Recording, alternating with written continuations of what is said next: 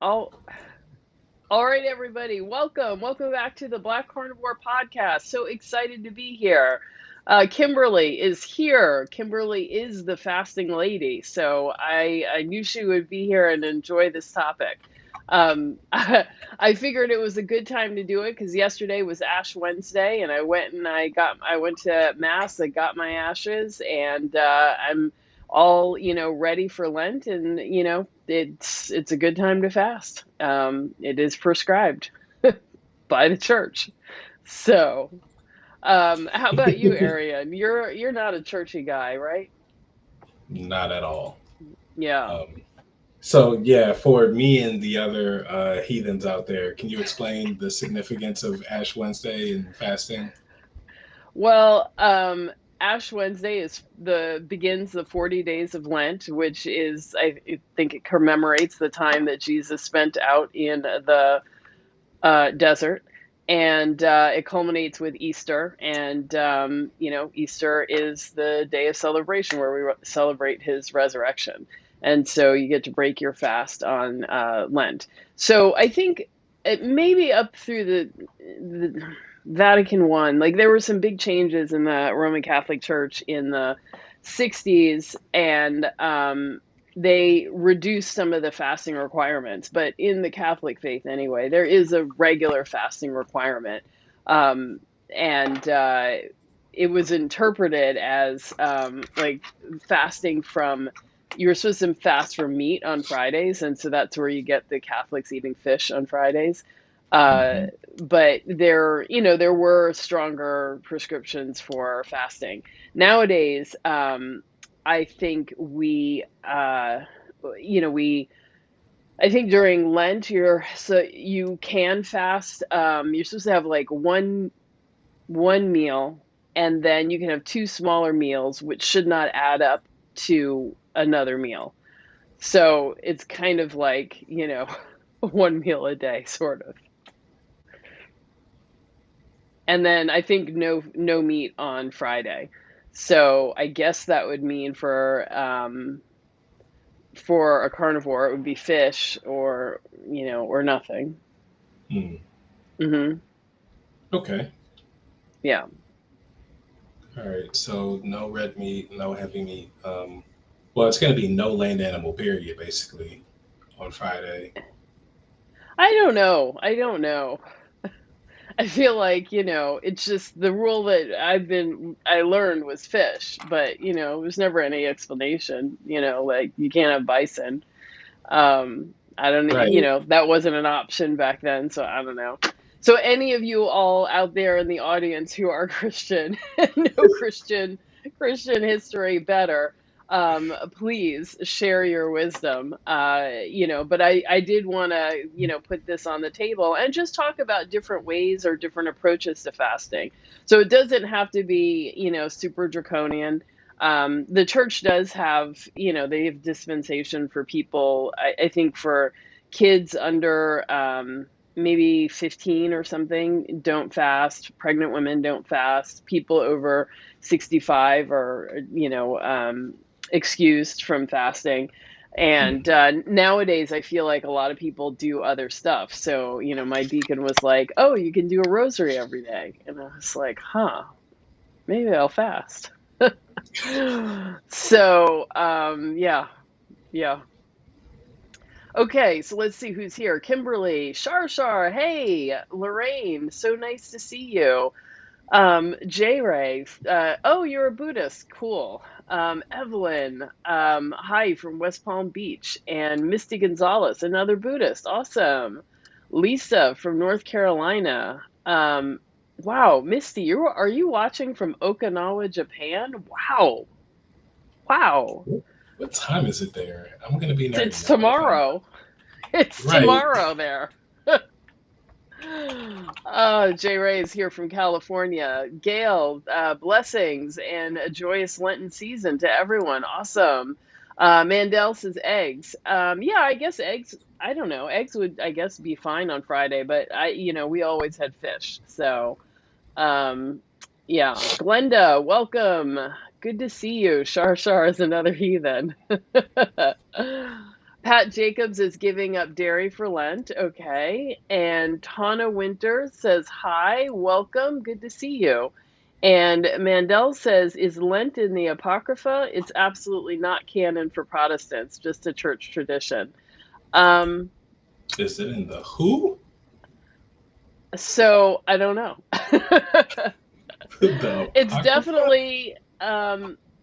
definitely a Catholic thing, although I've definitely seen Protestant churches do it.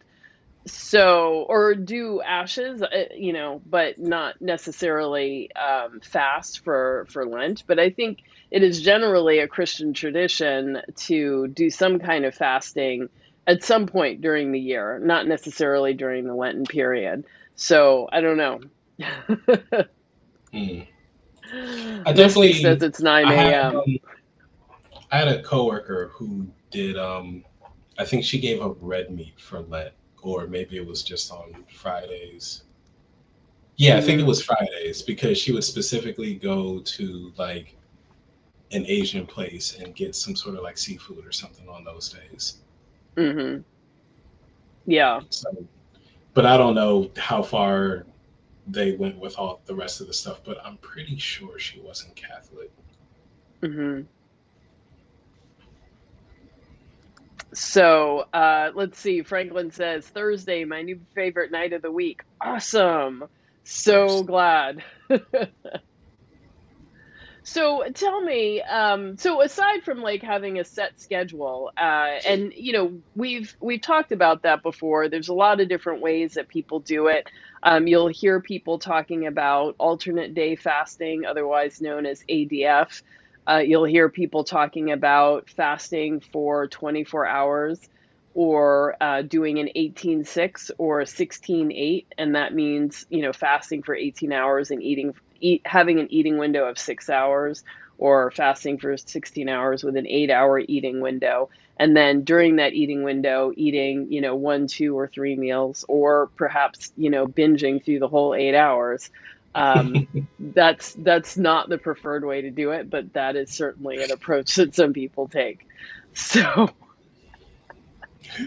And if you're a carnivore and you can manage to binge for a whole 8 hours on meat, you're amazing. I can't do it. After I eat a little over, somewhere around a pound or a little more, I don't want to look at food or think about it for the next like probably 6 hours. mhm. I definitely can power through. You put your head down, you can power through. Mm. Not a great thing, but yes, can be done. Let's see. Lisa says, I'm a proud Catholic. According to the Archdiocese, we abstain from meat because Jesus sacrificed his flesh for us on Friday. Thank you, Lisa. I am going to call on you to answer these kinds of questions, that I don't know. Only question I can answer as far as it comes to carnivore is when people ask me if I take communion, I say it is oh my God, I've forgotten the word already, but it is transformed into the flesh and blood of Christ, so therefore carnivore, and yes, I take it. So if you were wondering about that, this is your faith, so do whatever your faith prescribes and whatever, feels right to you in terms of faith. And in any case, it's such a small amount of, either the wine or the, communion wafer that I wouldn't worry about it either way. So Mm. whatever you want to do. Yeah. Yeah, But yeah. it's an inconsequential amount of Hmm. carbohydrates and alcohol. You're not throwing your body off. You're not kicking yourself out of ketosis with that little bit. Yeah. You're fine. And I don't know, my church, they don't even do the wine anymore. I mean, they stopped doing it probably a year or two before the pandemic. And then I think with the pandemic, there's like no churches doing it. And even if they did, I don't know who would take it. So I don't know. We may never get that back. Yeah, like I did Yeah. it once at it wasn't a Catholic church, but it was one of those. What's the other one? They're called Episcopal. Anglican. Yeah. Oh, uh-huh. Um, so yeah, I did that there, and we all drank from the one cup, and it was just the priest just wiped the cup with the same rag. He didn't really like fold it over. There was no disinfecting happening, and even Hmm. then, this is pre-COVID. I thought this is kind of gross, but I'm not a germaphobe, so I'm fine. I didn't get sick afterwards. But like now in COVID, there's absolutely no way I'm taking Yeah. communion from the same cup as other people. Yeah. Yeah. It's not required though. Any portion of the communion is the full thing. So, Oh, okay. um, yeah. So it's okay. And there are people who like don't drink alcohol who skip it as well. Alcoholics, they can skip it. Okay, so let's see. Heather G says, Ada, great job at the seminar today. Thank you. Oh my gosh. So I'm so glad that you were able to catch that. The summit was, really interesting with a lot of interesting people. So I definitely, I'm definitely glad you enjoyed that. I was glad to participate and so excited to be doing more of these kinds of things. So I'm supposed to do Paleo FX and actually go in person to Austin, Texas. So that'll be really exciting. And then KetoCon, which I think is in June or July, also in Austin, Texas. So that's really cool. And then the Kick Sugar Summit is going to be, I believe, in August. And that one is virtual. So, yeah.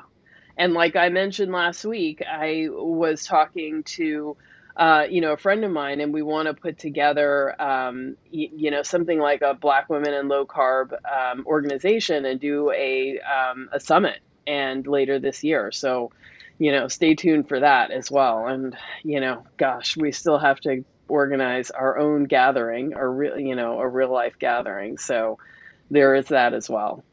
Hmm. It'll be fun though. Yeah. Um, yeah. So Steve Global Traveler says, Anong Haseo. Greetings from Geheo, Gyeonggi, South Korea. It's 9:15. Wow. Um, that's so interesting. We've got people from around the world. That is amazing. That is amazing. Yeah, I Um, looked it up. Same time in Japan, oh, so okay. yeah, it's morning there. Okay. Hey, Carla, welcome. So good to see you. Oh my God, Lisa, thank you so much for the super chat. And that is really, really kind. Thank you. And as you all know, it is these super chats that help to, continue to bring this amazing content. And yeah, I will keep trying. Um, let's see. Angie says, today was my first fast day in years. I was so hungry, but I'm good now. Good. I'm glad. Yeah, it definitely takes some getting used to for sure. So, there, like we were talking about, there are some prescribed like fasting schedules, and in my challenge, I do offer some, in addition to the meal plan, some meal plans that incorporate some fasting. So right now we've got a 30-16 where you fast for 30 hours and then you eat 16 hours. So that's basically lunch one day and dinner the next, and then lunch the next day and then dinner the next day. So you get a long and short fast in there. And the other one is 2 48-hour fasts during the week. So that's pretty cool to try that. But what about just following your own appetite? Do you do that?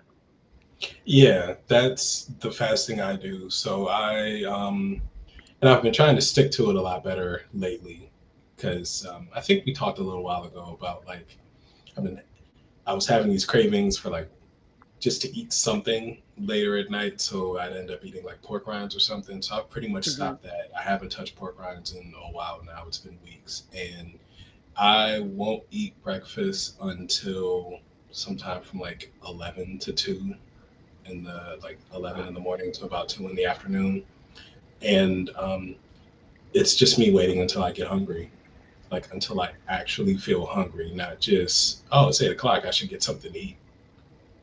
Um, And yeah, so I'll eat then. I'll eat a big meal then. A lot of times, if I wait that long, it'll be a big meal, and then I won't want to eat again until probably about evening, sometime from like 6 to 9, and that'll be the Hmm. second meal, and then I'm good the rest of the day. Okay. So you do 2 meals a day. Yeah. Sometime the first one sometime between 11 and 2. So if you're close to 2, does that mean you skip dinner that night or you just have a snack or? No, I'll still end up eating dinner, but it'll be smaller on those days if I eat that late. Mm, yeah. Okay. Let's see. Bubble Girl said, oh, Brenda says, my link was in my junk mail for the summit. I found it after it was over. Yeah, that's something I've been struggling with emails. So if you get an email from me, reply, got it. And that teaches your email server that my emails are not junk. So whenever you get an email from me, just reply and, just it'll keep doing that because that will really help. Let's see. Mandel says my church fast sun up to to 1 every Wednesday, and then early breakfast, late lunch. We have sealed individual wafer cups. Yeah, for communion. Yeah, I've definitely heard about that before. Okay, cool. Hey, mommy does keto. Welcome. So glad. Kimberly, hey, so glad you all are here. Um, wow, there is, let's see, Misty says, oh, Nam Yoho Renge Kyo. I do remember that from the 6 months that my mom and I were Buddhist when I was a kid. Um, Oh, did a lot cool. of it. Yeah, we did a lot of meditation. I was What's it mean? definitely a child. I don't know. Perhaps Misty, you can share with us. We were. I've been a lot of religions. I was definitely a child of the 70s, and yeah, I've been a lot. Hmm. Um, so, oh, Johnny G says it's 11:20 a.m. tomorrow here too. That's right, Johnny G. You're in New Zealand, right? So we've got pretty international audience. Awesome. Um, okay. So when you say you wait till you're hungry, on a scale of 1 to 10, how would you rate your hunger? Um, so I haven't waited until I was starving. Like if we figured that feeling is 10, I'm probably waiting until around like 8 maybe. Like Oh, you know how you can get mm, so hungry where you get nauseous. when well, I never Do you? get nauseous when I'm hungry. I get angry. Oh. Um, or actually, I don't You're know. so laid back. I can't imagine you angry. Oh, it has happened. But actually, if I'm thinking about the last time I was like angry hungry, it was when I was eating standard American. Mm, Like now in carnivore, I don't think I've been angry hungry. I may be angry because of something else, like I'm hungry and then I can't eat because something stupid is happening. Like I have to like you know how like you go to a wedding and no one ever says how long it's actually going to take before the food comes out at the reception and you yeah. weren't smart enough to go get something before then, like that kind of angry. Like I'm not angry that I'm hungry, but I'm angry because I could be eating but something stupid is stopping me. Mm, um, but actual yeah angry, how would I describe starving then? Oh, you know what, I'll put it this way: being so hungry that I know when I get some food finally, I'm going to demolish it. It's going to be the most mm, beautiful, splendiferous experience that I've ever had. If I count that as starving and that as a 10, I normally don't wait that long. In fact, I just about never wait that long. I'll get decently close to there. So yeah, about 8 or 7. okay. Okay. Yeah.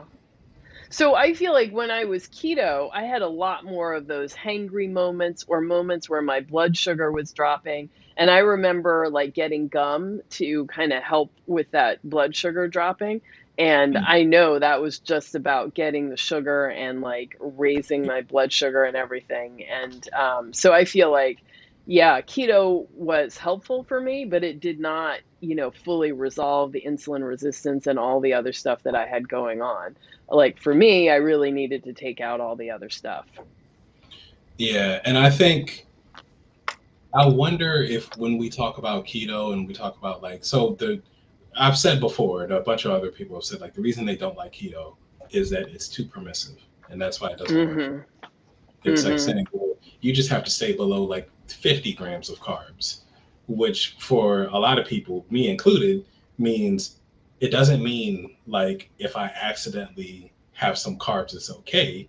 It means I'm going to eat to my 50 because I'm allowed to Mhm. have 50. So Mhm. I'm gonna have some probably some junk in there, just only 50 grams worth of junk. It's no big deal. It's just 50 Mhm. grams.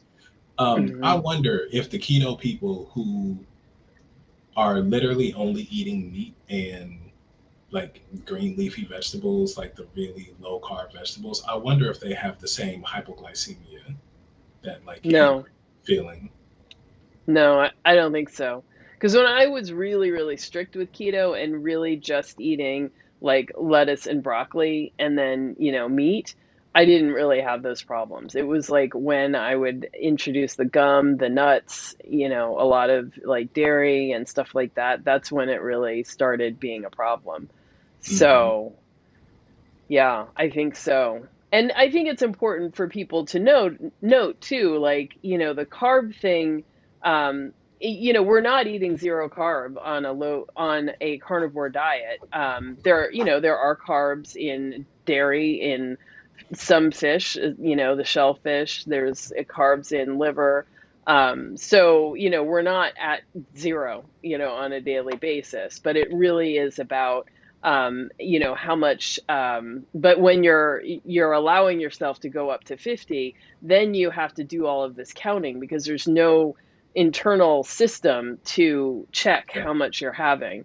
There are hormones and things to limit, like, your how much beef and how much fat you can eat, but there isn't one for carbs, and so we have to do that externally, and that's Yep. what sucks. Yeah, they don't regulate themselves as you're eating them at all. Like you can just Hmm. eat until you physically don't have space anymore. Hmm. And then you wait a half an hour and then you have space again. You can just go right back. Yeah. I'll grab two more dinner rolls. Hmm. Let me get some Or ice you get a cream. Jolly Rancher, which, drips so slowly that, Yep. there's always space. Um, Shar Shar says, I stop buying snacks and go to bed rather than movie munch. I think that is such an important point. So many people have said to me, "Oh, I did great all day, and then I went, and watched TV, and then like next thing I know, I had, two beers and a bag of M&Ms." So, I think not only is it like habit that you're used to having snacks and stuff while you're watching TV, but there are all these commercials that are encouraging you, like that is the appropriate thing to have happen while you watch TV. Like we're expected, and now socialized that you snack while you watch TV. Yeah. Like you might need to take some of that money that you're saving on going to the doctor and stuff and invest in go ahead and pay the Netflix subscription if you're Mhm. doing YouTube. Like pay for that premium that doesn't have ads. Get away from the ads because Mhm. the amount of times that I've watched an ad and then wanted to go like, oh, you know what, cheesecake would be good right now, or a drink would be Mhm. good right now. Mhm. Yeah. And before I paid for YouTube Premium, I did have YouTube will allow you, or they used to, but I think still somewhere deep in the settings, you can go to the ad section and you can tell it what type of ads you want to get. And Mm-hmm. so I chose things that I knew I wasn't going to be tempted by. So, like men's watches, cars, and like education. So I had commercials for DeVry and, ITT Tech and, these watch commercials. But even still, like there was moments in time where I was like, gosh, it would be really nice to have a different watch. And I'm thinking, what am I thinking? Like these things, they work. Right. So, don't think that you're stronger. You're not. You are not, especially not when it comes to Yeah. processed junk food. So, yeah, get rid of the commercials. And, maybe for the first week, don't watch TV. Like you just, every chance or every place that you might be, presented with images, like just try to avoid them in the beginning so that you can, get a little space, and strong amount of time on program. Yeah. And Adding to that too, maybe rethink the TV that you're watching if you have to eat while you're watching it.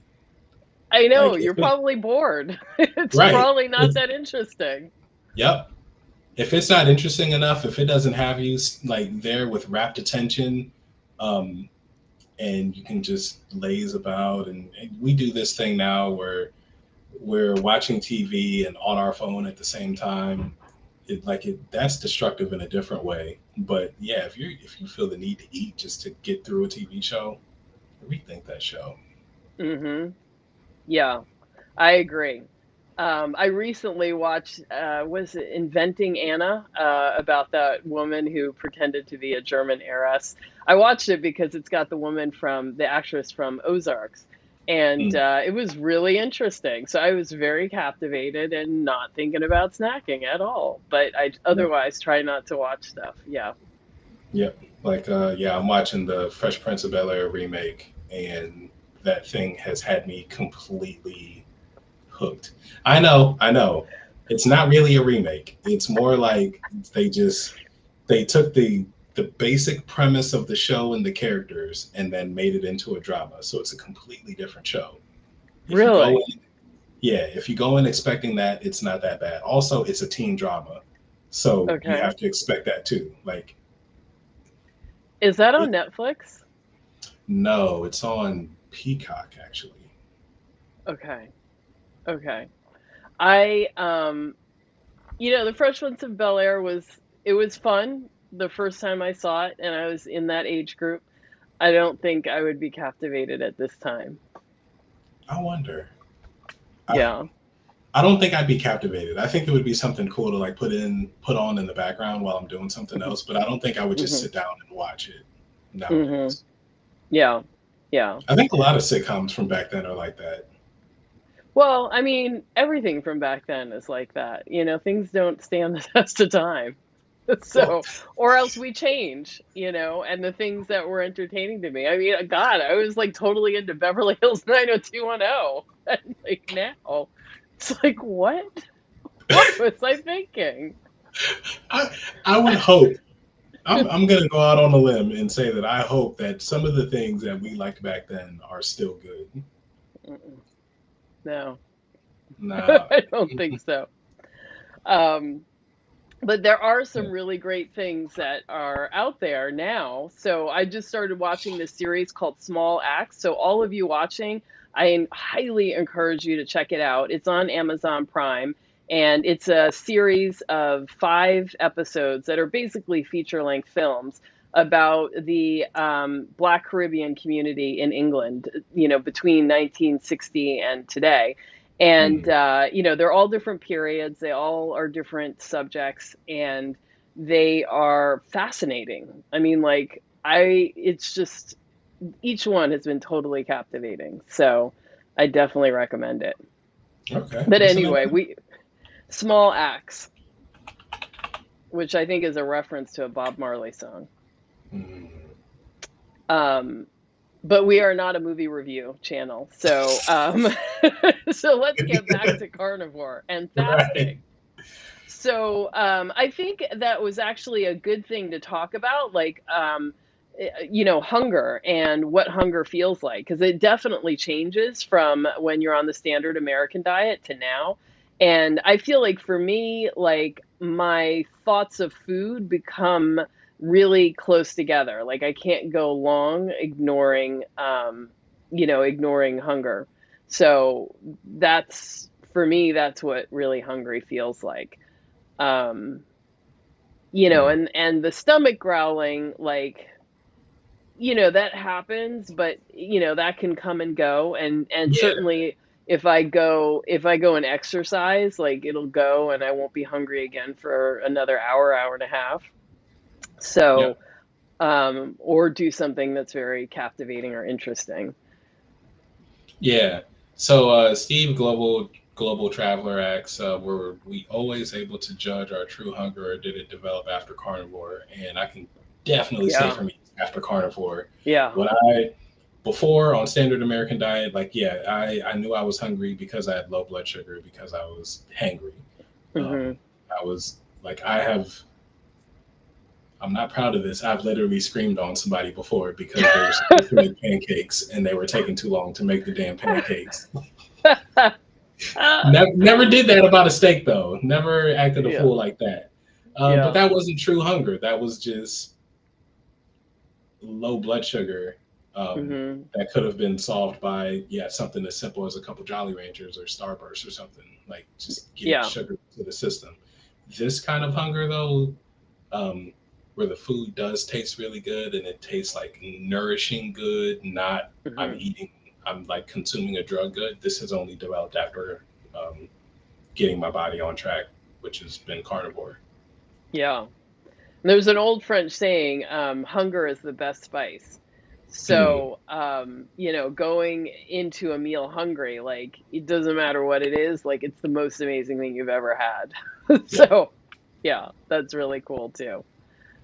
Um, and I think that it is worth doing an experiment in the early days as you come to learn what hunger feels like to you is, doing a stint of beef, salt, and water where you really are eating very plain. And so you can start to see, without because more spices, more choices will stimulate your appetite, and having a new thing is or variety increases your appetite.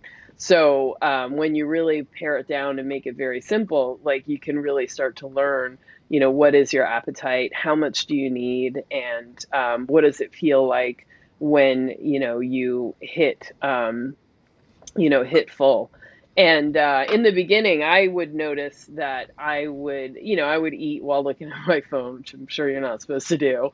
And I would notice that when I would go longer, I would take longer and longer between bites. And so, in the beginning, it would be like every, I don't know, 10 or 20 or 30 seconds, however long it takes to chew a mouthful. But Mm. towards the end, it might be every 5 minutes I'm taking a bite. And then I know, oh, okay, I guess I'm not hungry anymore. I've lost interest and now I'm more focused on posting my meal to Instagram. So, yeah. Yep, that's the thing that happens. That's how I know when I'm eating like a 1 pound steak or something. That's how I know I'm about at the end because I start taking a long time in between Hmm. bites. Hmm. Yeah. So, I would love to hear from you guys. Put it in the chat. Like, how do you know when you're hungry or when you're full? Like, what do you use? Let's see. Brenda says hangry no longer occurs for me since keto carnivore. Um, s- let's see. Okay, that was your Steve's question. Shar says I got angry that French fries are now much less delicious. They're stupid tasting now. Yep, Good. that's the thing. Yes. I know there's a like a breakfast bagel shop on my way to the park, and so every morning it smells like toasted bagels outside of it, and it really does turn my stomach. Like I have to cross the street because like I don't know, there's something about like the dough that I don't know, and my stomach like actually responds, and it's like no, we can't, especially the onion bagel. I don't know. I don't know. Okay, I could see that. I thought it was just bagels, period. Like how everybody loves the smell of toasted bread. 8A goes carnivore, and all of a sudden toasted bread is disgusting. Get it out my I mean, face. I used to love toasted bread. Oh my God. I mean, it's amazing, but I don't know. I've just suddenly lost my ability to deal with it. So, Mm. I don't know. I don't know. Tech Mansour, thank you so much for the $10 super chat. That is amazing. And again, your support is really what keeps this channel here and keeps us on and keeps us delivering free content so we can like spread this word and get more and more people to try this way of eating. And I really appreciate it. So, you love all of our anecdotes. Yes. We do try to tell good stories. Right. Yeah. But I always had a problem with doughy things.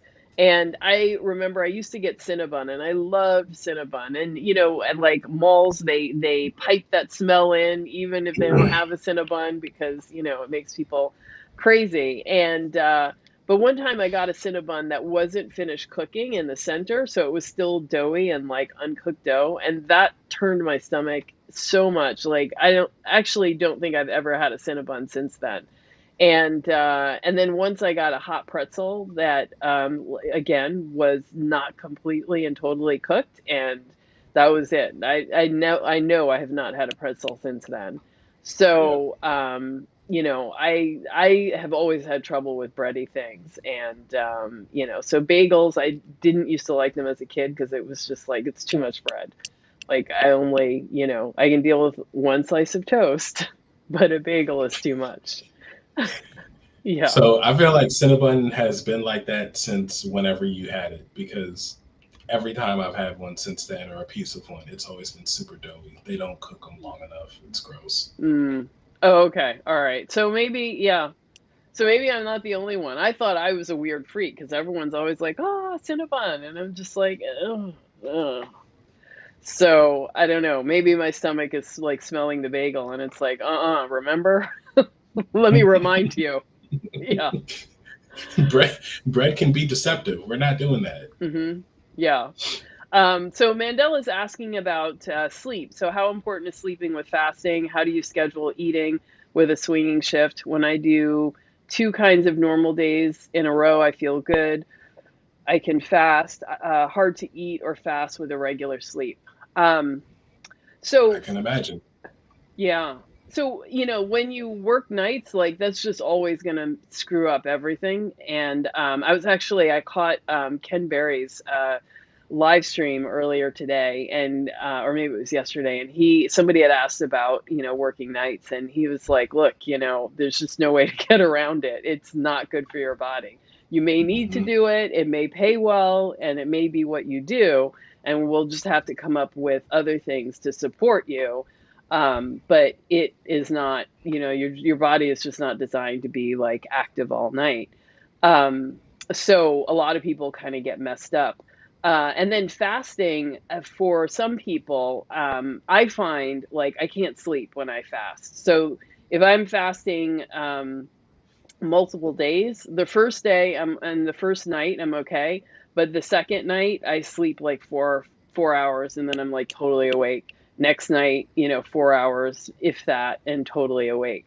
So I struggle with sleeping, and I think that's because when you're fasting, your body also elevates your like adrenaline and some of the fight or flight hormones, and so you can just be more awake. So so I think ultimately, like doing many long fasts just isn't going to work for me. But other people seem to be okay with their sleep. So I don't know what you think about that, Ariane. My guess would be that trying to do it for like this entire 40 days, like, I mean, not fasting literally for all 40 days, but even just, There are people who do that. yeah, I'm not doing that, um, but there are people who do that. right.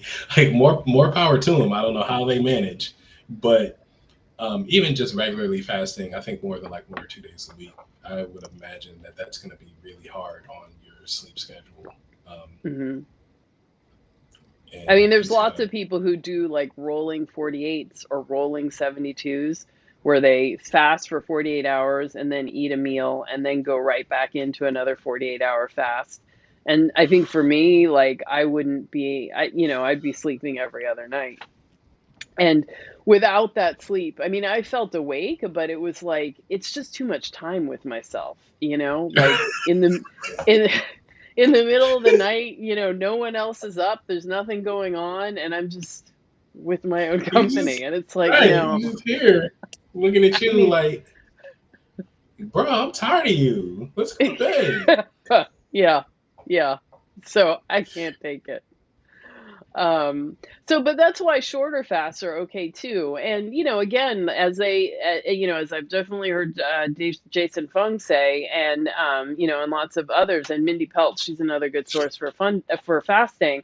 is that, it's the regular consistent fasting that helps you to really change over a lifetime.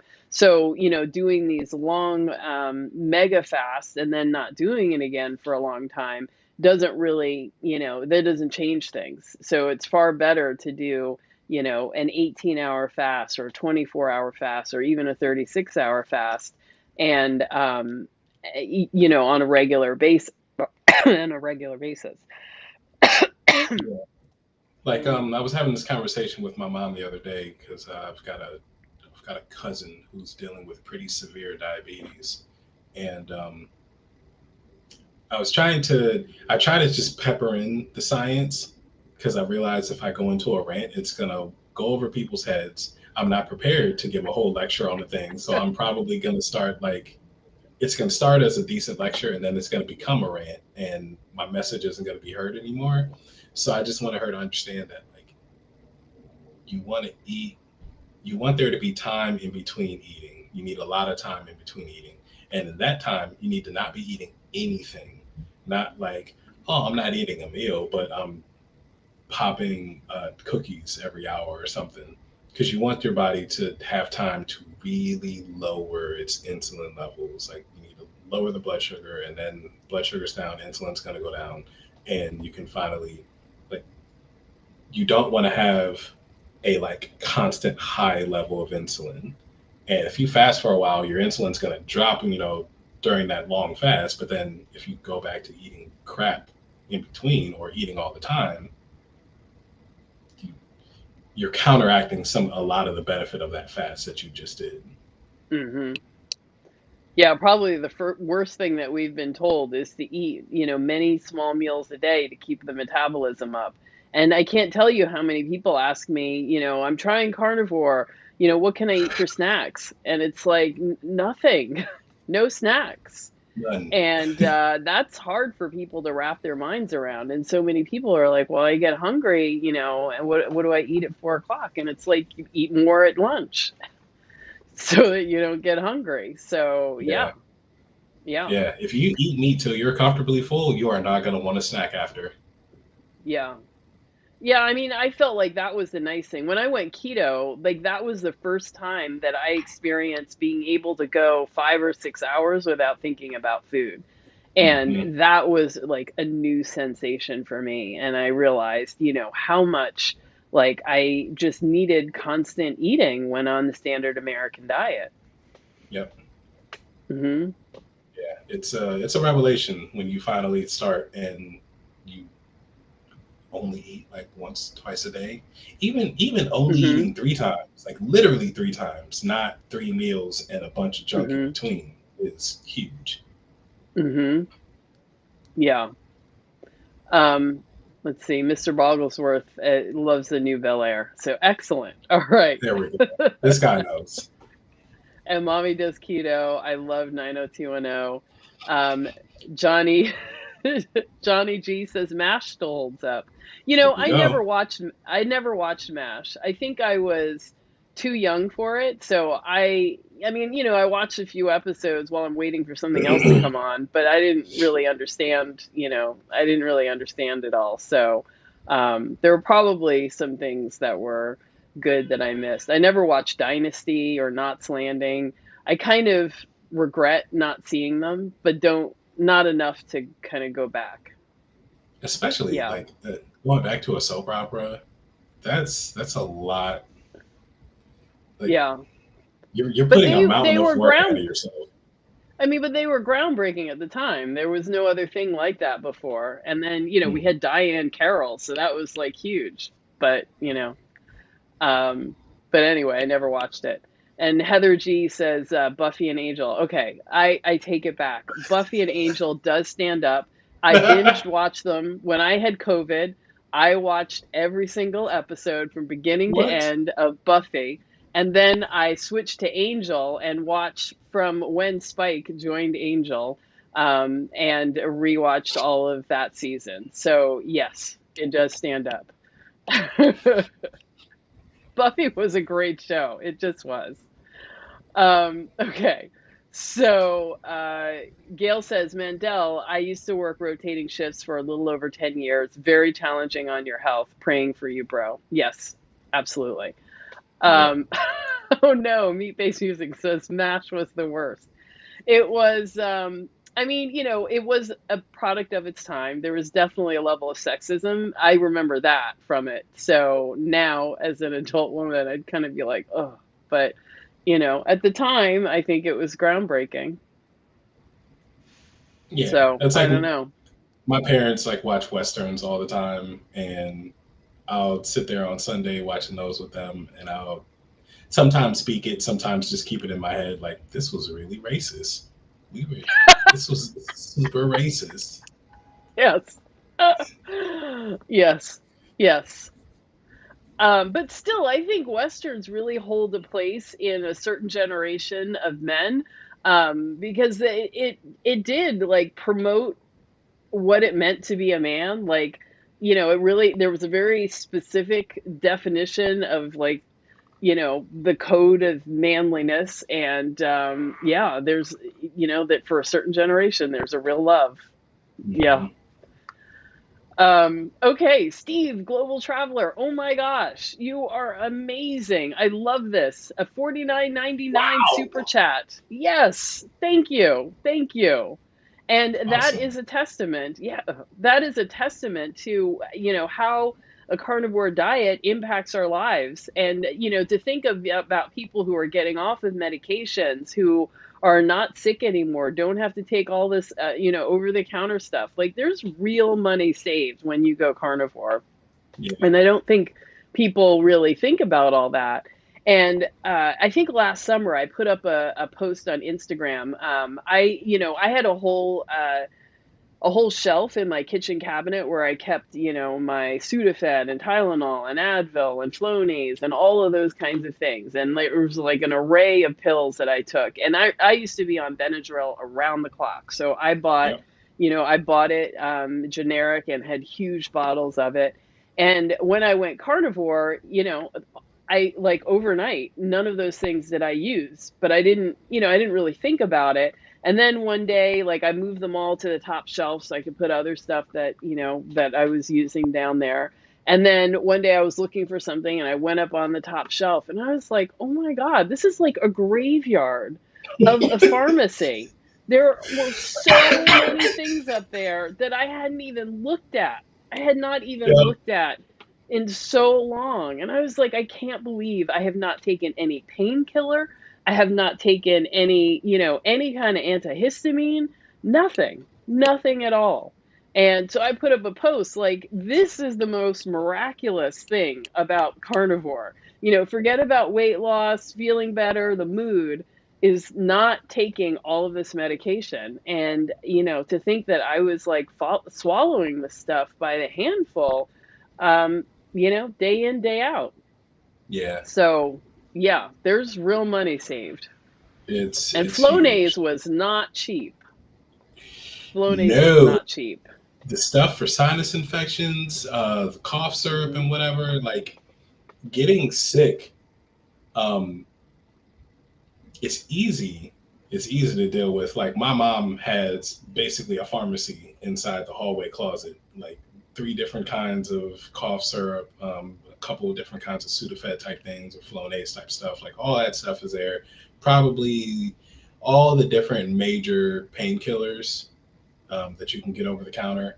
Meanwhile, like now, I have none of that stuff. But when I would get sick and I would have to buy that stuff myself because I wasn't at home anymore, it was easy. Like, all right, well, I'm going to drop $25 just to try to get well. And if this cold lasts any more than like 4 days, I'm going to have to re up at CVS again. Hmm. I haven't bought any of Hmm. that stuff in so long now. Yeah.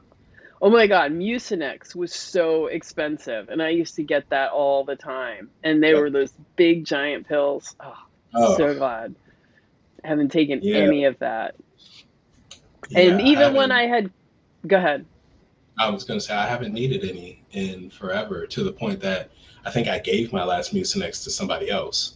Hmm. And I probably have like, I bought a big bottle of Advil, um, and there's like maybe 15 pills in there, and they've been the same 15 for like the last 6 months or so. Like, just Mm-hmm. because what'll happen now is somebody will come over and they'll need it, and Mm-hmm. it's nice to have it for them. But other than that, like I had to Mm-hmm. throw away all my Claritins because I had a year supply of Claritin that I bought online and didn't need it Mm-hmm. anymore. Yeah. Yeah, for me, like the only thing when I had COVID, I did take some Tylenol, and that was it. And, still didn't take anything else or need anything else really. Right. So yeah. Um, so Bayet, wow, so good to see you. You're back. Welcome. It's been Hey, a long time. Yeah. Uh, Steve says, I'm still surprised when I see folks who can eat over a pound of meat at one sitting. Watching Sean Baker eat 2+ pounds at once, never been able to do that. Thoughts? Most people cannot sit down and eat 2 pounds at once, or if they can, it takes time to build up there. So I do always try to tell people, beginners, like, don't try to do that. That's going to be a mm-mm, mess. no. Like I said earlier, the most I can do is probably a little over a pound at once. If I'm really, I bet if I wait till I'm starving hungry, I might be able to do a pound and a half. And when I say at once, I mean, that's still not happening in 15 minutes. That's like Mhm, a half hour plus of eating. Um, and this is what made OMAD click for me is one of the people in the group, Lisa, talked about it, and because she's OMAD, and I think she eats her one meal, but that's over the course of like maybe an hour or more. mhm, So it's more like a very small eating window that is your only eating window for that day. mhm. Yeah, I when I've done it, that's how I've done it too. And yeah, it's like over the course of an hour and a half. So definitely not a 20-minute thing. Yeah. I will also Mhm. say if you're cooking your meat well done or anything close to it, it's going to be a lot harder to eat 2 pounds at once. Um, it's More chewing. drier. Yeah, it's more chewing. It sits heavier in the stomach. When my meat is medium rare, I can eat it a lot faster, and it doesn't feel like it doesn't feel arduous to eat so Mhm. much of it. Mhm. That it does actually make sense. Sounds weird, but it does make sense. Yeah, I think maybe the water content in the meat makes it feel lighter or something. Mhm. Something I don't know. Mhm. Um, R. Jones says you wake up nearly because or early, I guess, because your body thinks you need to go hunting for food. I think that was in reference to having trouble sleeping while fasting. Hmm. Yeah, yeah, probably. Makes Um, sense to me. yeah, which also makes me think, is that sending the wrong signal to our bodies? We've spent so much of our lives feeding ourselves poorly, or if we were trying to diet, restricting our calories, feeding ourselves poorly, and not eating enough. And that is sending a signal to your body that there is some catastrophe in the world, and it's got to do everything it can to keep you alive until such time as abundance comes again. And so, that's the signal that tells your body to slow down your metabolism, stop, burning as many calories, or doing as much healing, or doing as much of whatever it's going to do, to keep you alive. And so it makes me think, I don't know if that's a good signal to send to your body that, there's not much food and you got to get up and go out there and look for it. So I don't know. I mean, there's definitely benefits to fasting, and there's certainly a lot of research about it, and there is research about doing some of these longer fasts and what they do. But I wonder, for an older person whose hormones may be out of whack, who, has done a lot of dieting, over their lifetime, whether it's good to send that signal, or if it's better to do a shorter fast, and just send the signal that there is abundance all the time by eating, fatty sources of meat. Yeah, it definitely makes sense to me that that there's going to be some benefits to, well, there's definitely going to be benefits to fasting in general. But when you fast for a really long time, yeah, that you're telling your body, like, you're Hmm. giving a different signal to it than everything's all good. And if you want to feel your best, I would think that you want your body to think that it's in a space where we can be happy. Yeah. There's nothing going wrong, as opposed to, oh, we're in a famine. We haven't Hmm. eaten for the last 5 days, 8 days, 20 days. Hmm. Um, like, yeah, my guess would be, and this is what I've seen other people say, that the benefits of fasting start to drop off after, like, I think somewhere from 48 to 72 hours. Hmm. Yeah. Yeah. So I don't know. I mean, that's definitely something to think about. And, remember too that your body never forgets. So each and every time you do these things, and it's like, oh my God, where do you live? Why can't you move? Wherever you are, this is not good. These constant famines are not Right. working for us. Body's like, I Yeah. don't like this. I don't like this Yeah. at all. Yeah. It's like I'm gonna do it, but I don't like it. Right. So, Tana says, I've heard it's a high amount of ketones. Yeah, that could be part of it too. Hmm. So I've definitely seen my ketones hit like 4 and 5 when I've at that Mm. longer end of fasting.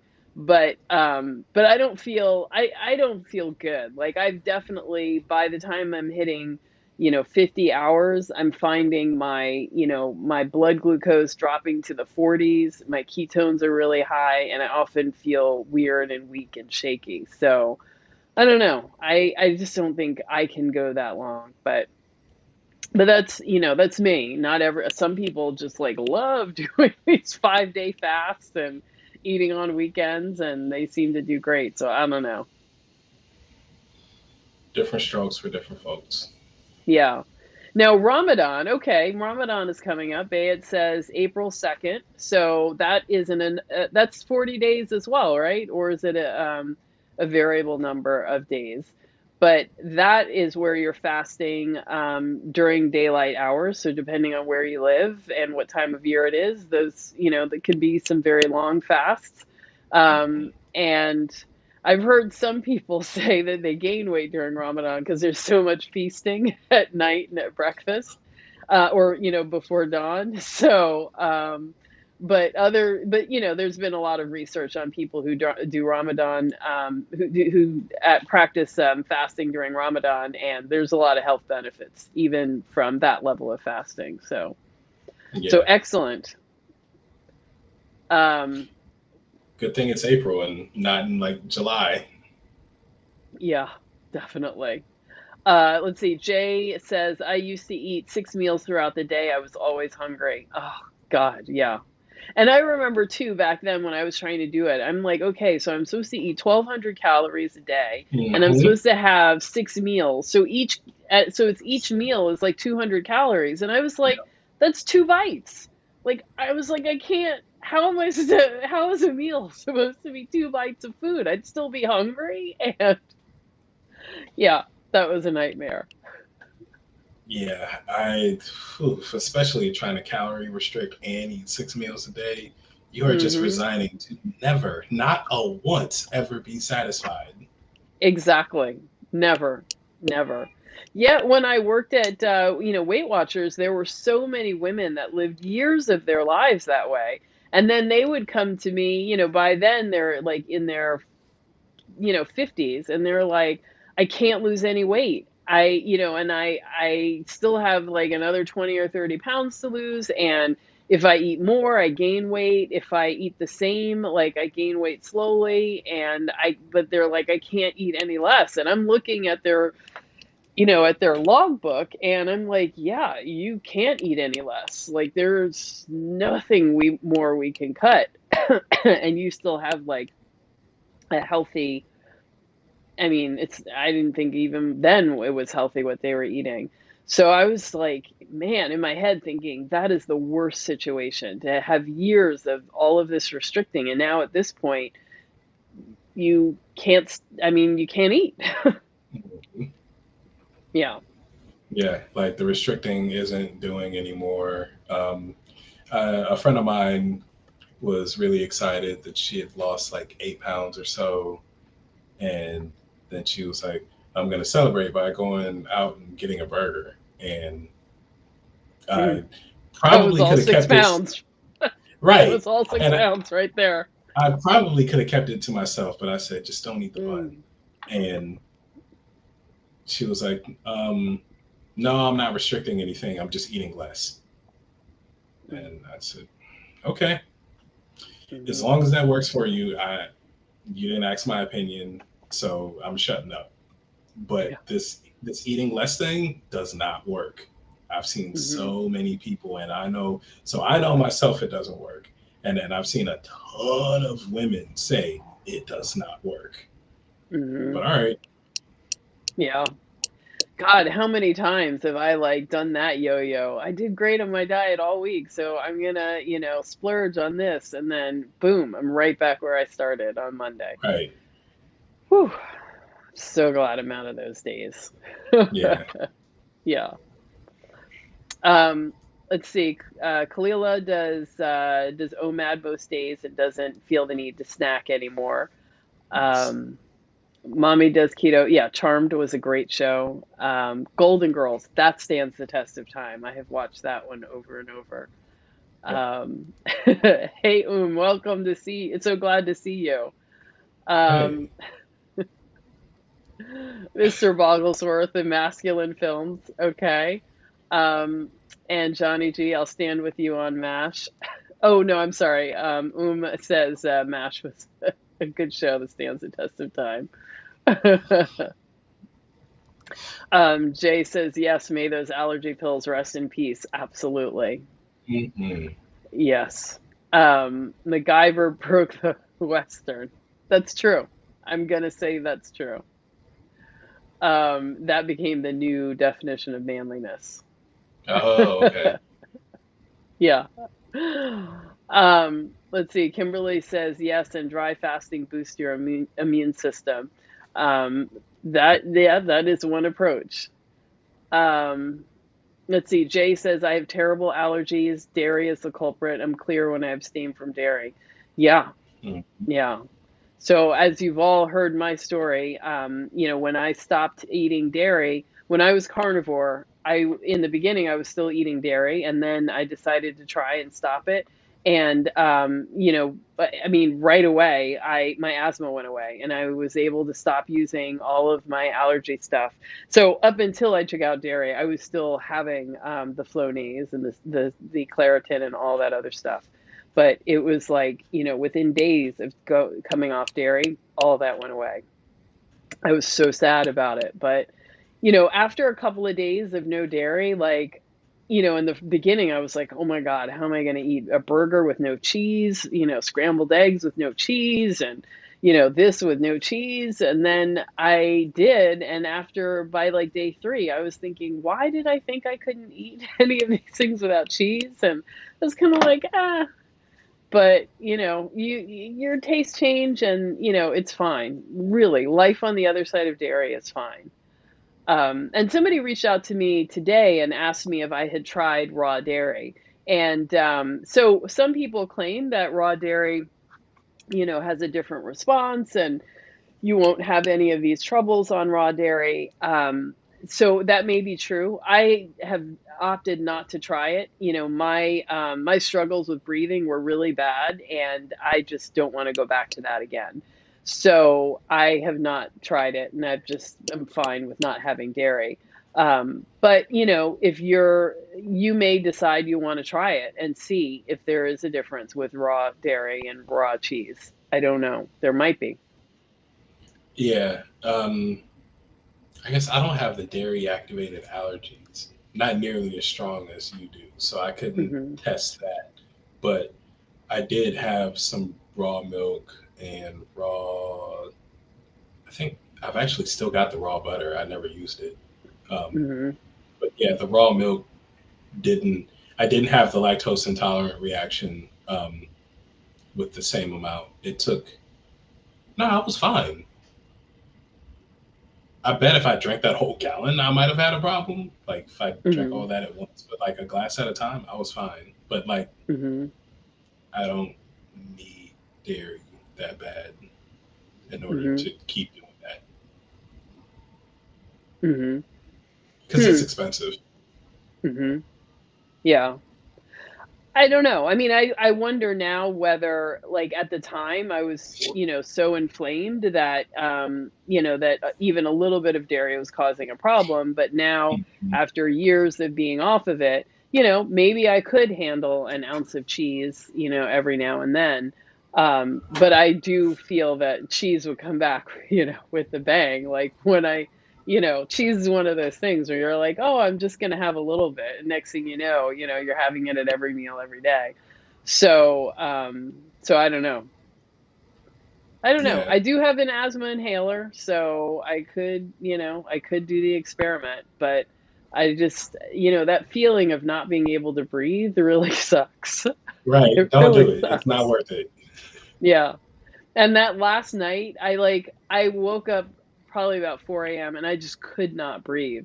And I looked in my phone to see the urgent care that was closest to me. They didn't open till 8. I made an appointment. I got there at 7:55 and I was looking inside, "Are you anybody in there, please?" But I basically Help you me. know, yeah, it was like that. And I basically, sat up and, kind of had my arms up, which helps to kind of open up your lungs, and just was every breath, I put extra work to try and draw air in. That last 3 hours was so horrible. And so I keep thinking about that when I think about cheese. So it's just kind of yeah. And I remember the techs in the tech people in the urgent care, when they kind of look alarmed, like that's, then things are bad because they're not supposed to be surprised by stuff. But, even they were like, "Wow, this isn't good." Yeah. Okay, so Steve asks about dry fasting. So dry fasting is definitely one of those controversial things, and Yeah. if on Reddit, there's a bunch of different subs on fasting, and most of them prohibit discussion of dry fasting. So we've all been taught that you can only go 3 days without water and then you die. Um, but there are people who dry fast that amount of time and longer and are still alive. So the idea is that your body can burn your body fat and make its own water, its own internal water, um, which it seems to be able to keep up with if you're not active and it's not hot out. But if you're doing a lot and it is hot out, it may not be able to make enough to keep up with its needs. So there's that. Um, For me, I also, when I do longer fasts, I have trouble keeping my electrolytes in balance. And I think that's partly because I'm drinking water when I'm bored or when I'm thinking about wanting to eat or, something like that. And so I end up drinking more water than I need to. So I have actually found it's easier for me to drink no water, to keep my electrolytes in balance. But I don't think my body likes that either. I can imagine. So, where I fall on dry fasting, I can't say what works for anybody else. I I don't think it would work for me for the same reason Hmm. that probably where you just end up. You think dry fasting would work a little better for you because of electrolytes. For me, with electrolytes, it feels like my body has such a hard time keeping electrolytes in that like this water here has salt in it. Um, Lately I haven't been drinking any water that doesn't have salt in it, and I've been feeling a lot better. So Hmm. um, I would not try dry fasting, me personally. It's not advice I can give to anybody else. Apparently, there's a bunch of benefits. Like the proponents of it will say that like it's the only way to fast or it's the absolute best way, yada yada. Um, I haven't heard anything that I feel is definitive in that direction. Um, so yeah, I wouldn't do it. It wouldn't. I don't think it would work for me. Hmm. Now, what you could do is start by, let's see, Bayat says during Ramadan, dry fasting from before dawn to after sunset for 29 to 30 days. After day two, your body adjusts, breaking the fast after sunset and having meals before sunrise is key. So that is an approach. You know, there are definitely a lot of people who do sort of intermittent dry fasting where they are not drinking, you know, throughout the day. And certainly you can imagine, you know, during most of our history as humans, you know, there wasn't a corner store or a canteen that people are traveling with all the time. So, you know, people didn't drink all the time, or, you know, people didn't have access to water constantly throughout the day. So, you know, there isn't, you know, it's not necessary for us to drink, you know, every 30 minutes or every hour. We could do all day, or only drinking, you know, with our meals, or, you know, whenever we like take a break for it. So, you know, so that's something to consider. I think that, you know, it makes sense to, you know, to only drink, you know, around your mealtime, unless you are in the beginning of carnivore and having digestive trouble, at which at which time I would say don't drink 30 minutes before, during, or after your meal, so that you don't, you know, you don't like basically, you know, get diarrhea. Yeah, yeah. You want to not. You don't want to risk diluting your what is it? Your stomach acid. Um, and I also think that that's the thing that some people's body. Um, well, it seems like everybody needs to address to or needs to adjust to having less liquid. Like Hmm. if you're only going to drink during meals, or in the case of like Ramadan, like Bay had said, like you're dry fasting for most of the day. Um, that like like she said, after day two, your body adjusts. And I bet after you've been doing it for years, your body is a little more used to it than your first time. Hmm. Like that filmer, the Fat of the Land dude. Like Hmm. they didn't have any Stefanson. salt. Yes. They Hmm. didn't have any salt at first, and that sucked. Like he's living up with the Inuit people, and Hmm. there was no salt. So all the white people, him and his crew, like that sucked at first, and then eventually they got used to it. Like your body can learn to retain salt. I bet it can learn to retain water too. Hmm. Well, definitely, that's what happens when you, you know, there is definitely a shift that happens when you take out salt, and yeah, that definitely changes how your body uses water. But I find one of the things that happens when my electrolytes get off is that, you know, my heart starts racing. And so when I do dry fasting, that is something that can happen with me as well. So I don't know. So for me, fasting is, you know, electrolytes has definitely been a problem Mm-hmm. for me. But you know, but yeah, like if you want to try dry fasting like within a day, you know, I think that there's no danger there. If you want to do it longer, as some of these people are doing, I don't know. I'm not a doctor. I am giving you a disclaimer now. This show is entertainment purposes, and you do what you want to do. Yeah. Right. Like yeah, listen to your body Yeah. and maybe build up to that. Hmm.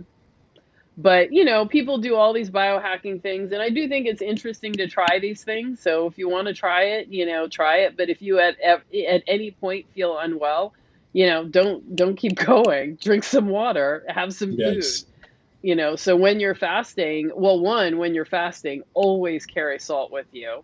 And two, you know, carry water with you and some food. So if you do need to break, you can do it at that very moment. So, you know, don't do anything that makes you feel bad. Um, let's see, Melanated Meat Fueled Mama says it does seem easier to dry fast than water fast. I've only done it 24 to 48 hours sprinkled into water fast. Johnny G says try mineral water, Arian. Hmm. It helps. It doesn't finish the job. Yeah. Well, for whatever reason now, I'm not salting my water at all. I think I must be really, really salting my food. And so I'm definitely way more thirsty around my meals, and I've been drinking a lot more with my meals. Mm. So I think I'm using a lot of salt. And I haven't used electrolytes in, I don't know, maybe 2 months. Like I just haven't been adding anything. So I don't know. I think it's like comes and goes in phases, how much of the stuff you need. I don't know. I don't know. It's hard to, Yeah, I feel like this is one of the hardest things to pin down on carnivore, even keto, the electrolytes. yeah, it's tough. I'm seeing more people now talk about like electrolyte drinks, Hmm. putting the droplets either into their, like, I think Ken Berry does it directly on his food, and Hmm. Rob Sivas puts Yikes. it in his water. Uh, I've done it on my food, and if it's on a big enough piece of food, you don't even taste it. Okay. All right. Um, but also, these were the regular drops, not those like Hmm. complete daily mineral ones that are notoriously disgusting. Hmm. I really wonder if it's a matter of how long you've been doing carnivore. Because I feel like the veterans are the ones who are like, "Ugh, you don't need electrolytes. Just, use salt and that's it." But I feel like for me, in the beginning, I really needed a lot more salt Mm. and electrolytes, and now I don't need as much. So I don't know. And for me now, it feels like not so much the electrolytes, but definitely the salt. Hmm. Yeah. Okay. Steve says here in Asia, China, Korea, and Singapore, folks think we Americans are crazy drinking so much during our meals. Yeah. Evelyn says, I do intermittent fasting most days and forget the rest. When I was younger, I did all kinds of fasting. Hmm. And Yep. not drinking brings on nasty cramps for me, even with my electrolytes and extra magnesium. Mm. Yeah. And Daisy says, I think the body needs an adjustment period. Yeah, I do. I agree. I think so too. me too. So, yeah, it just takes time. So I guess, my takeaway with fasting is, go slow and follow your body's pace, and you'll get to a point that works for you. But doing more, if you're finding that it's hard to fast, or you're pushing through, or you're getting cold, or you're having difficulty sleeping, those are signs that, you're doing more than you probably need to do at that time. And, you want your body to feel like it's in a place of abundance. Yeah, that seems to be Hmm. you're trying to get your body there. You want to be in abundance. You don't want to overdo it. Um, that for me, that's what the electrolyte drops feel like. Like they're overdoing minerals. They're too concentrated or something. And Hmm. I have, I still haven't found the perfect way to get those, like to Hmm. use those. Well, that's the problem with the electrolyte mixes, is that, they're all dependent on sodium. So, and they all have, they're supposed to be in various ratios from each other.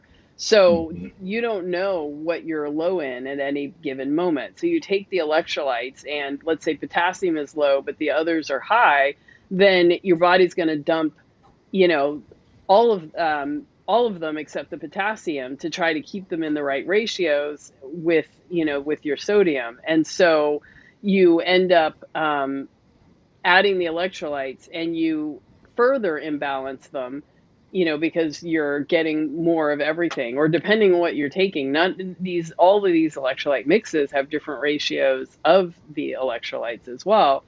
And so you just don't know. You're guessing, and you're kind of throwing everything in, and it can just lead to more imbalance. And I think that was why, like Nutrition with Judy, that person who wrote a long book, she's kind of come around to the position of adding no electrolytes, because it just keeps you in the state of being imbalanced. And so the most important thing is to get your sodium up, and then that allows your body to keep it gives your body more room to get the rest of the electrolytes into the right ratio, and have some cushion. So that's my understanding of it. So if you're cramping, that probably is magnesium, but it could be other things. If your heart is racing, that could be potassium. But I wouldn't want to say, start taking potassium, because, I don't know. So I struggle with It's that too. I don't know. yeah, it's really hard to actually know which one you need unless you're gonna do a blood test, and even then, like Hmm. what's in your blood may not be it may not be existent in the same proportion as in your tissues where it's actually being used. So that's a whole different discussion. It's just I find it to be so complicated that Hmm. um, it's not worth the amount of thought that would be necessary to actually figure it out. So yeah, I've liked the videos, the lectures where people have just said it's a lot easier, and what you like reach back to what you naturally would be doing, what you would be doing before technology, which is just eating and drinking. Hmm. And oh, I found some salt. It tastes good to me, so I'm gonna keep licking it, or slowly consuming it until my body doesn't want any more salt. At which point I will Hmm. stop. Hmm. Yeah. And, I remember, when I had COVID and I went to the emergency room, it was because my heart was racing and I thought that I, was having trouble breathing. And so, they did all the tests and everything, and they came back and they were like, "Oh, this is weird. We actually want to rerun this test because it says your calcium and chloride are really, really low." And that's when I realized, oh my God, that's the problem. I must be really dehydrated. And they were just kind of like, well, no, that doesn't make sense. And I'm like, yeah, it does. Like, it totally makes sense given how I've been eating and what I've been doing. But it made me think also, I would have assumed that potassium was the problem because of the heart racing, but according to the tests, my calcium and my chloride were what was off. Mhm. And so, yeah, so I don't know, I don't think you can necessarily guess and get it right. So, if you have found something that's working for you, keep doing it. But if you feel like it's not working, you may need to experiment and try easing up and, like, just increasing your salt consumption and see, what that does. Yeah, that's what Yeah. I find it easiest, and that's what has made me feel the absolute best. Has just been up in the salt.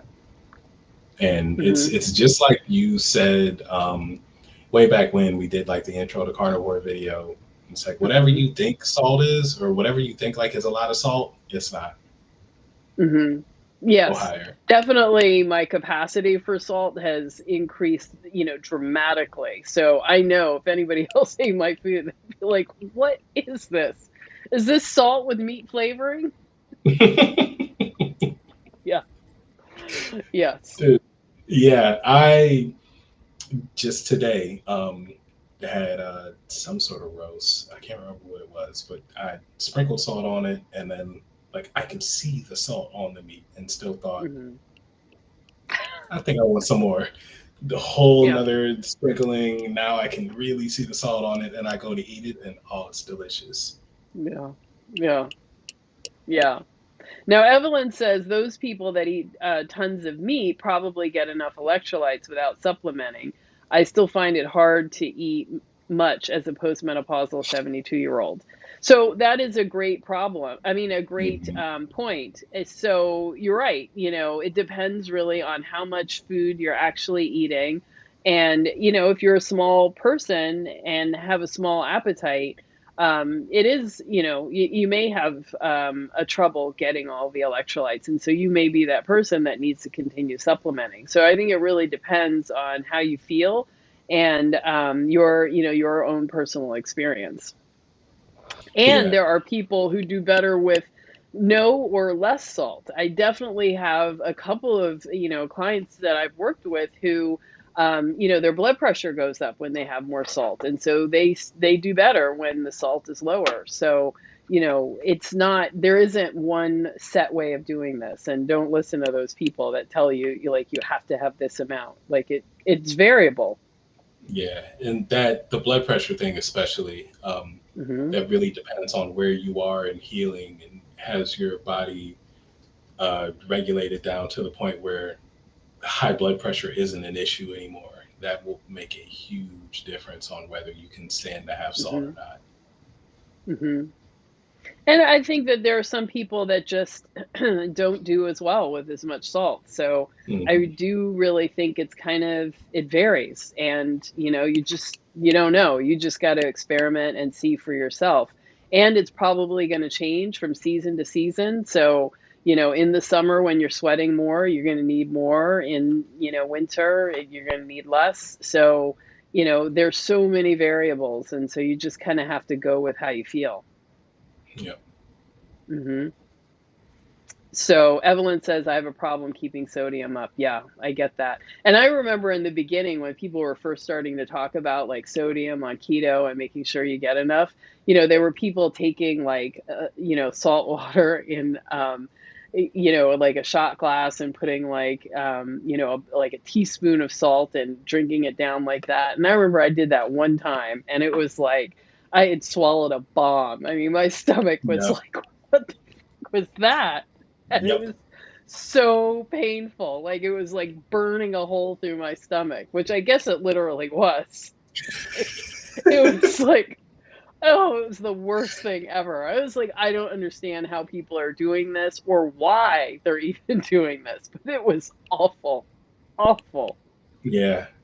Like that frustrates me. So yeah, like I have to sip it slow. Like you'll notice I'm like have this. Mhm. I'll take a very small sip. It's not even a gulp, and Mhm. wait a little while, then take another. I can't I can't drink salt water fast. Even if it's cold, I can't drink it fast. I will get that bomb and then it'll be a bomb later on too. Like Yes. it's all bad. Yeah. Yeah. All It's, bad. and like from the moment you swallow it and you start to get that discomfort, you just know like, oh, this sucks. And it's gonna Yeah. continue to suck. Yeah. Yes. Oh. Johnny G says, sorry to say, but 8A might need to eat some more canned salmon with the little bones in it. Why sorry to say? I, in fact, had that for dinner last night, and I didn't have any eggs, so I just put the whole can in a pan with some butter and like cooked it up until it was warm and crispy and brown. Oh my God, it was so good. I was like, why have I not eaten it this way? Why did I mess around with making cakes? Like, I could have just been Oh, doing it this way, and it was so much easier. it's so Oh, yeah. I think it's good too. I had a can of salmon last week, kind of like tuna salad, except minus most of everything that goes in tuna salad. It's literally just the salmon mashed up with like um I think like mustard and onion powder. And I just ate all of that, the entire can, and yeah, it was great. Yeah. Doesn't need to be fancy. Yeah, not at all. So I am definitely going to pick up some more cans. I guess since, especially since we're in Lent, I got a bunch of Fridays to go. But Hmm. yeah, it was great. And I love those little bones. It's like almost like eating nuts. Yeah, actually, because you can chew through them real easy, so I don't mind the bones at all. Mm, yeah, And absolutely. that's another way to get nose to tail for all those nose to Hmm. tail people out there. Yeah. So I am totally making a meal plan for eating organ meats, and figuring out a way, to have an organ meal every day. Mm. So look forward to some new meal plans and and see that. But yeah, totally. I think that's a great way to do that. Johnny G says, "Sorry, I didn't think you liked fish. I do like fish. It's just so expensive that I never buy fresh fish anymore. I mean, I don't understand, but the prices have just gone through the roof, and it's like, it's just not, it's just not feasible to do that on a regular occasion. So Right. yeah, I can't do that at all. The canned salmon, is still kind of affordable, but yeah. So I like it. It's just, totally out of my price range. It doesn't like your wallet is the problem. Mm-mm. Yeah. I mean, the last time I bought, a bag of sea scallops at Whole Foods, it was, I think, I want to say it was like $32 for a pound and a half. I mean, it's like, are you kidding me? And this, I mean, what? Right. So, yeah. I'm like, I may as well go get myself some beluga caviar. I mean, Might as well. yeah. Yeah, like put the monocle in. We're going to Whole Foods. Like, Mm-hmm. Yeah. jeez, it's expensive. Yeah. So, I Yeah. mean, even down here, I think the cheapest I can ever find scallops is $15 a pound, which that's like on sale. Regular price, Yeah. they're somewhere from like 18 to 20. Mm-hmm. Yeah. So I don't know. I don't know if they're really hard to get, or if this is just the nature of the world now. Like, you know, things are just so expensive. But yeah, I can't do it anymore. Mhm. Um, so says, yes, potassium helps with leg cramps, but the sodium worked better for me. I heard later that sodium helps to hold potassium in the body. Yeah, Yep. that's what we were describing. So it's sodium that's the lever for all of the others, and so you want to keep your sodium in the right place. But if you're feeling fine, you're not feeling fatigue, you don't have cramps, and you're not having heart racing or anything like that, then, you're fine. So don't worry about what you're doing. It's only if you are feeling those things that you want to make an adjustment. Yeah. Yeah. So what was that list again? You said cramps, fatigue, and what else? Heart racing. Heart racing.